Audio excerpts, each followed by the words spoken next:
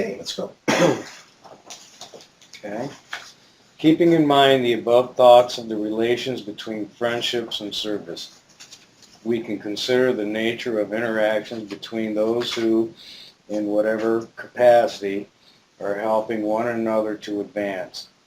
Let us examine the first example of Rodrigo as he tries to form a junior youth group. He is in no doubt wishes to become a true friend to each member of the group. He is also motivated to serve as an emanator in order to contribute to the progress of his community. But once he becomes engaged in this area of service, he needs to ensure that the urgency he feels to contribute to the transformation of society does not cause him to expect quick results, thus endangering the friendship he is trying to cultivate. At the same time, he needs to exercise care, lest, in the interest of preserving friendship, he comes to neglect the spiritual standards that should guide the members of the group. Reflecting on the following situations in your group will help clarify this idea. Okay, so there are several listed here, ABC, and and then there are a couple of scenarios, like 3 in each one, and so I guess we just decide. I think we can read through them, Sean, and then we can decide Discuss each. which one is, do we think is, which best illustrates what Rodrigo needs to do, okay? And, which one we think. So we'll do A, and we'll discuss A, and. Right. Okay. The manner in which Rodrigo interacts with the junior youth during the first few meetings assists them to see the purpose of the program and helps set the proper limits within which they are to interact with each other and with Rodrigo. Which of the following do you think best illustrates what Rodrigo needs to do with the first few meetings? So just read them all and then we can. Okay. Set strict rules that each member of the group should follow. Guide discussions among junior youth about concept of excellence and how in their meetings they can strive for it. Give the impression that because he is their friend, they are free to act whatever way they like when he is with them. So I think that'd be last. which one? Give the impression that Which one should he do? Would we advise him to do? Well, I would think like with any kind of, like for example, just in teaching, you go into a class or anything, you're going to have rules. You're dealing with a youth group. You would have to start out having your rules, and I think that would be number one, just to kind of make sure you maintain order. And then I think it's listed in order. Oh, you think in the number and order? I guess if you had to choose one of the statements, right? Mm-hmm. Which one would we think that might be valuable? I would think the middle one. These are absolutes, and I don't really like absolutes. Right. You do need rules, and maybe depending upon the character of the group, you may have to have strict rules, in terms of how do you dress each other and things like that. And then the last one, give the impression that he is a friend and they are free to act in whatever way, in what parameter, and so I can see that as a sliding scale. I think opening dialogue is probably the most important part. Which would be guided discussion. That would be the last one. No, that would be the middle, right? Guided discussion. You give the impression that because the dialogue is let them do whatever they want to get it going. And then, once you have the constraints set up with the rules, then you go forward. I know it's completely wrong. I just No, have to there say isn't that. any wrong. I mean, I'm with all with these things. teachers. Just remember, this is just the scenario based on the learning that in Columbia that they have had. They're using this idea, this story that we've started reading already about Rodrigo and Monica is just, you know, a story to help us visualize. So in terms of what actually is their situation is what we've read about so far, and that is that he's starting a junior youth group among people in the neighborhood that he's familiar with, and that he knows a few of the young people, right? So I think the key here is the population, it's junior youth. So I think that if you get the junior youth through a discussion to come up with a set of rules, that you get more compliance with it, that feel they have some input in it. And they're not 6-year-olds, where you might need strict rules for some 6-year-olds. These are junior youth. Now, if that doesn't work out, then you'll have to resort to some strict rules. But okay, yeah.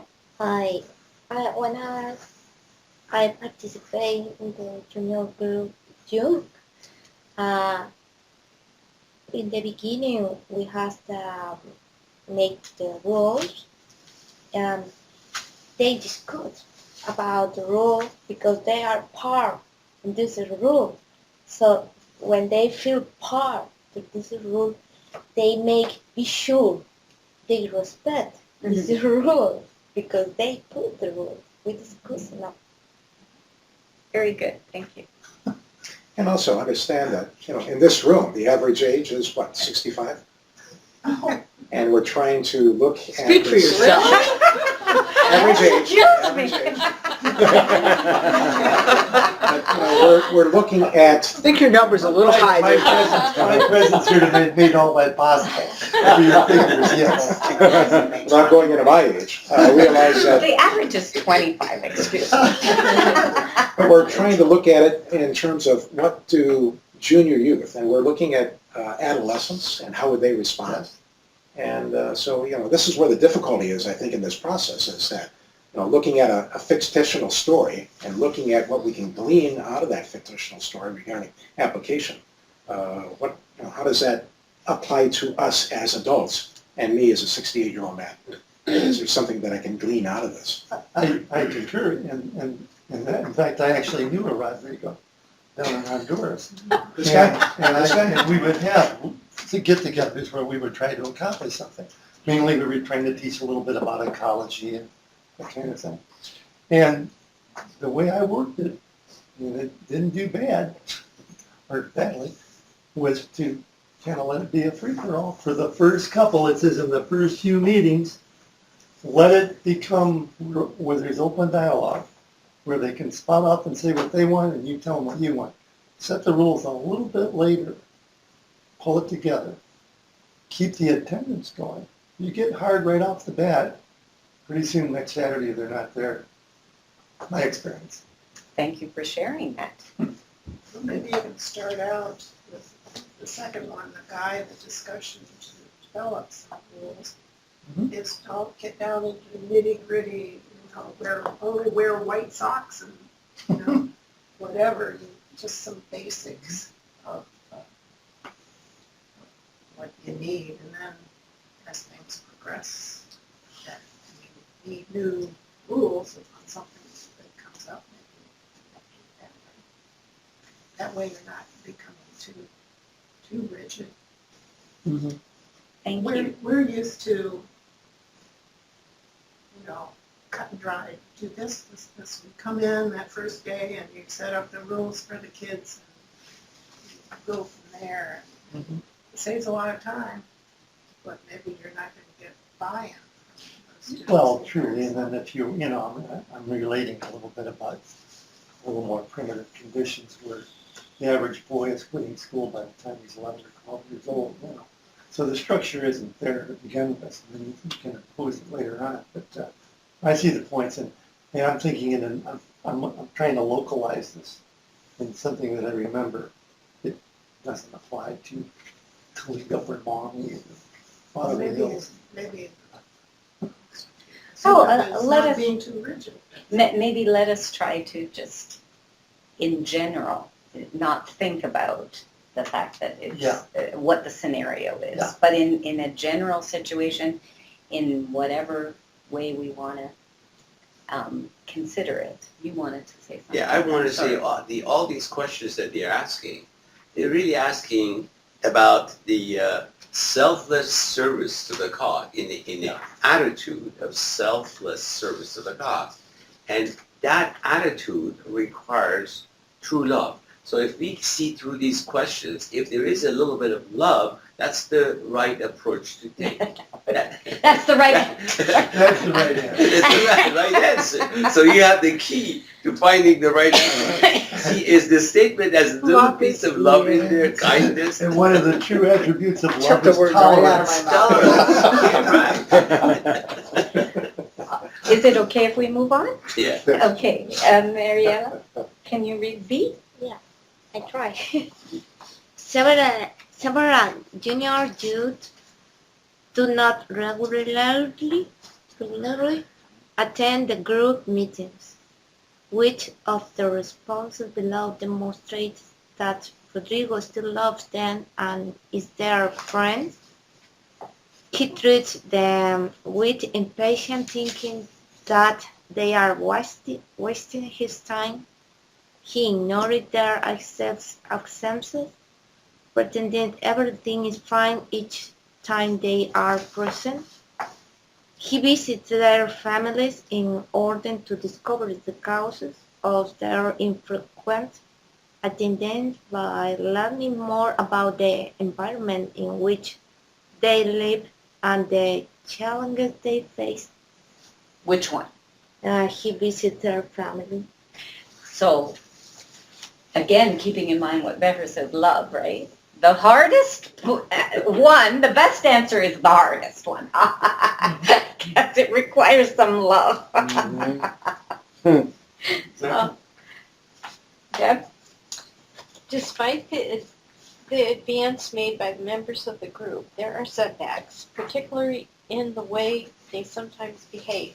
Which of the following reactions indicates that Rodrigo is aware of the profound value of both the service he is rendering and the friendship that he is forming with the junior youth? He feels despondent each time there is a serious setback and contemplates abandoning the group. He decides he is fulfilling his duty by offering the program to the junior youth and that he is not responsible for the way they respond to it. He knows that the social environment can often exert a negative influence on the junior youth.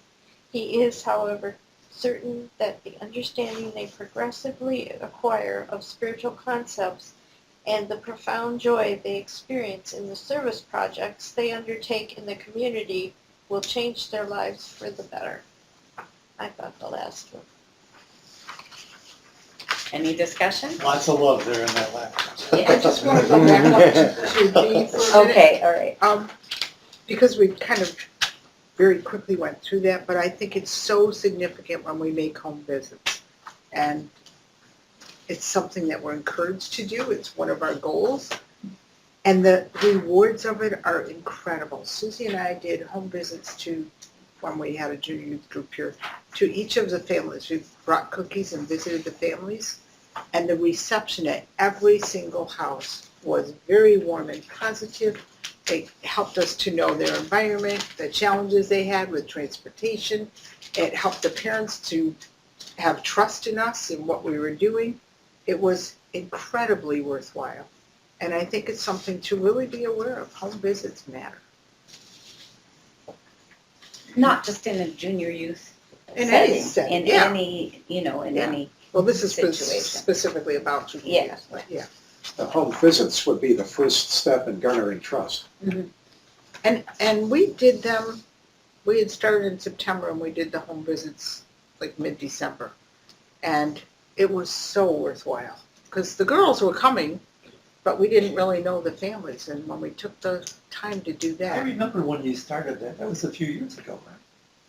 yeah, it's Yeah. like 3 or 4 years. I really never, learned more about it, but that's Yeah. amazing. Yeah. Should we move on? Yeah. More comments? Deb? Maybe. Now let us turn to Monica and Rodrigo and reflect on the nature of a friendship such as theirs. One can imagine that Monica wishes the well-being and the progress of her friend. She is also aware that Rodrigo's capacity as an animator is developed in practice. She sees no contradiction between being a friend to Rodrigo and accompanying him as he walks the path of service. However, mistaken notions of what friendship and service each demand can create duality that is harmful to both. Try to write an alternative to each of the following thoughts that could come to Monica's mind, which imply in some way that there is a dichotomy between friendship and service to the cause. A is, I should get to know everything about Rodrigo if I am to help him serve as an animator. So we want to come up with an alternative to each of these thoughts that might have popped into Monica's mind, right? Do we want to just do one by one, or Yeah, maybe one by one? So the first, we just read that. What would be an alternative? Instead of saying I should get to know everything about Rodrigo if I'm going to help him serve as an animator, what could be an alternative The thought? love of a home visit. Go to his house and see where he comes from. Okay, yeah, that's a great one. Or I will get to know him as I serve with him. Or Monica could reveal some things about her own background. What I wrote was, I should look for Rodrigo's strengths as an animator and encourage him using virtue acknowledgments. Seems to.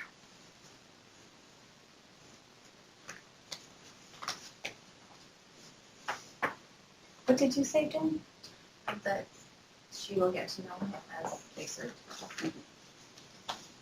I had just written a similar thing, but in different words. Trust the process of accompaniment. Trust it. It seems to be something I'm continually telling my own students these days, but not about accompaniment, but trust the research process. Trust that I've laid it out right for you. Just do it.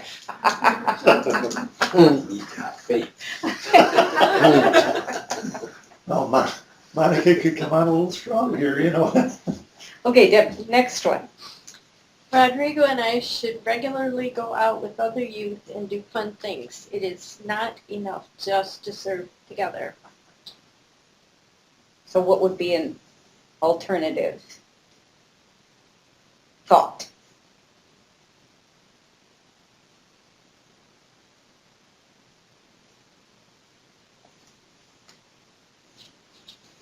I just had down being of service does not require one to have fun, as in be entertained. Service itself can create a satisfying sense of accomplishment. Yeah, and the service itself can be the fun, right? Exactly.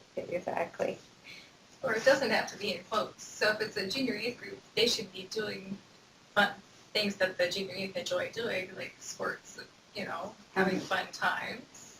So it really should be fun.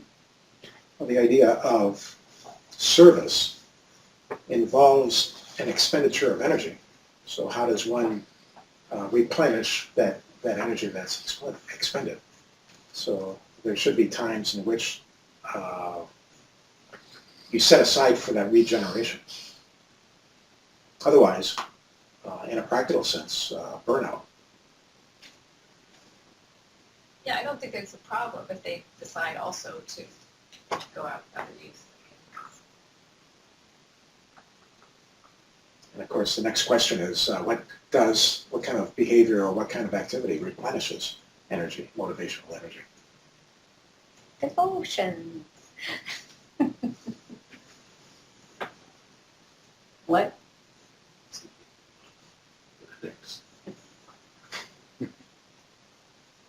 Anything else? Can you read the other one, Beth? Our friendship ends if Rodrigo abandons his service as an animator.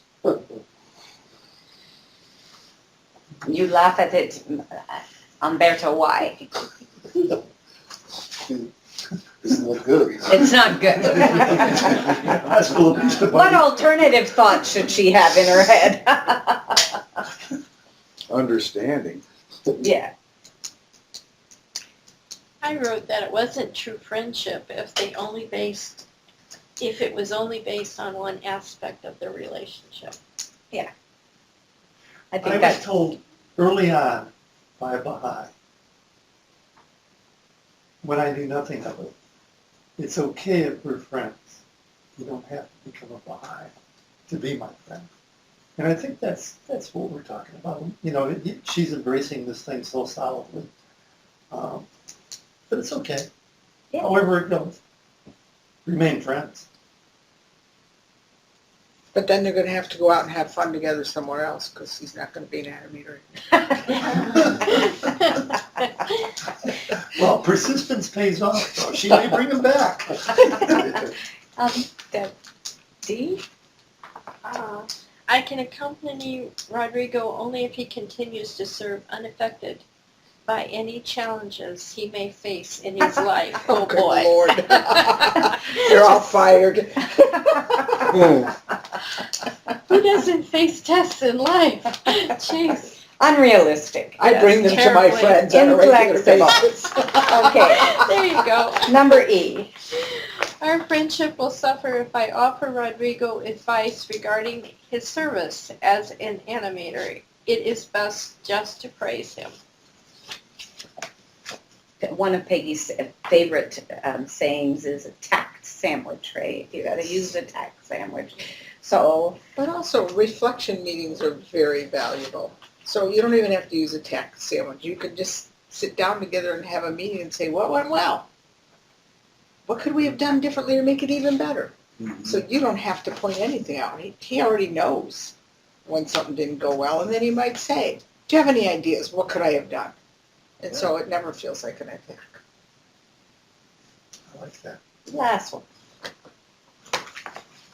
We are friends, and I can tell Rodrigo anything that comes to my mind about him and the way he serves.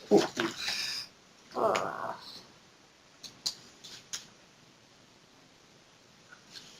Perhaps with tact.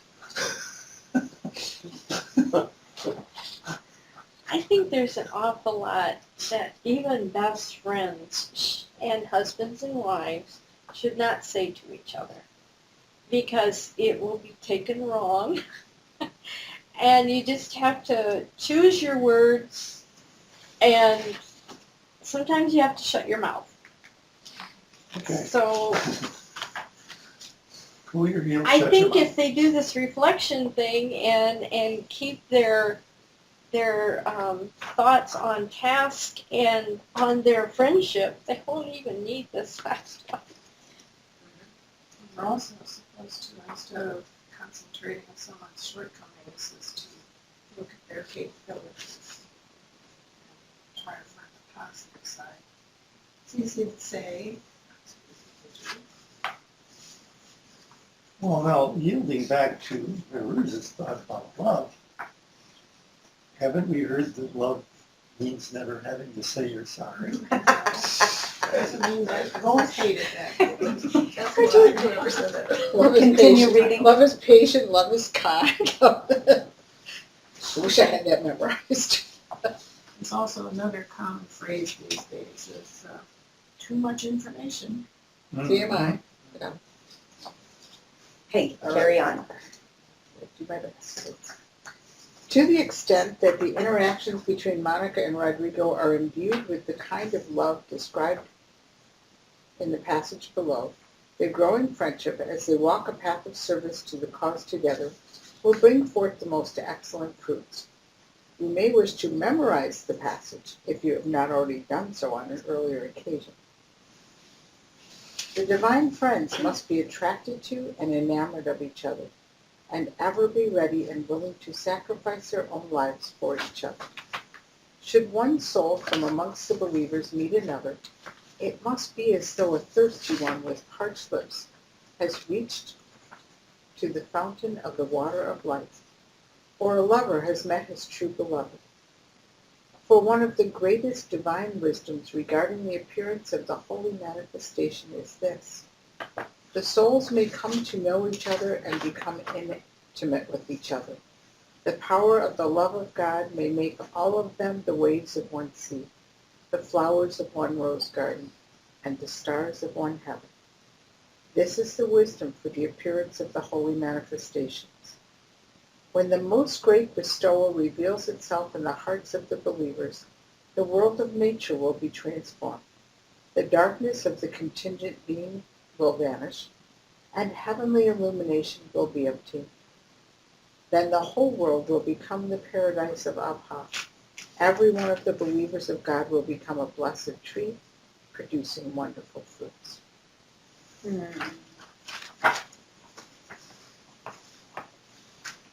That's so beautiful.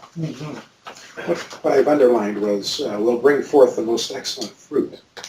Fruit is known by its appearance and flavor in terms of the tree. What would be the fruit out of this passage? I would like to share with you a actual practice of this happened during the time of the 19th century when Baha'is were persecuted severely in different towns by different mullahs. And there was one occasion when this mullah has declared this young man to be heretic because he was about to become a Baha'i. And he happened to be newly married and had a child. And it was very young, very, very handsome, very... Baha'is in town went secretly to the executioner and offered to him, he said, listen, the situation is this mullah wants to have somebody die. So this young man, it's so innocent and so beautiful and pure, we love him so much. Can we switch somebody? One of us will offer to be killed on his behalf. They don't care, they cover his head and everything, we kill him. And the executioner was so touched that he said he abandoned and let loose this guy, and he wasn't going to do any killing of Baha'is.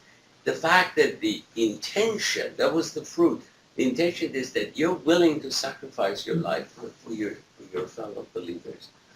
That's the love. Fruit is also defined as knowledge. And anything that we do to pass that knowledge on. It's a manifestation of the love that we echo from our Creator. So before we start the next section, John needs to do something. He maybe needs how many seconds? 10?